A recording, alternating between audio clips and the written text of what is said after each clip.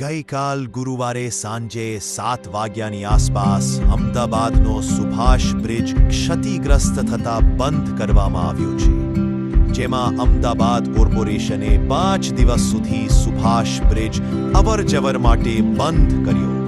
Inspection દરમિયાન ક્ષતિગ્રસ્ત જણાતા તાત્કાલિક વાહન વ્યવહાર માટે બ્રિજ બંધ કરાયો.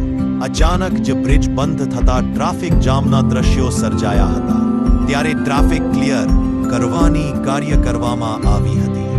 અમદાવાદમાં મોટી દુર્ઘટના બનતા ટળી સાબરમતી નદી પર આવેલા સુભાષ બ્રિજનો સ્પાનનો ભાગ બેસી જવાના પગલે નાગરિકો અને વાહન ચાલકોની અવરજવર માટે બંધ કરાયો. આજે 5 ડિસેમ્બરના રોજ સવારે 10 વાગ્યાની આસપાસ એએમસીની બ્રિજ પ્રોજેક્ટ વિભાગ અને બિલ્ડિંગ વિભાગની ટીમે બોટમાં બેસીને નીચેથી સુભાષ બ્રિજનું ઇન્સ્પેક્શન કર્યું હતું. ઉપરાંત પોલીસ કમિશનર દ્વારા સ્થળ પર પહોંચી નિરીક્ષણ કર્યું.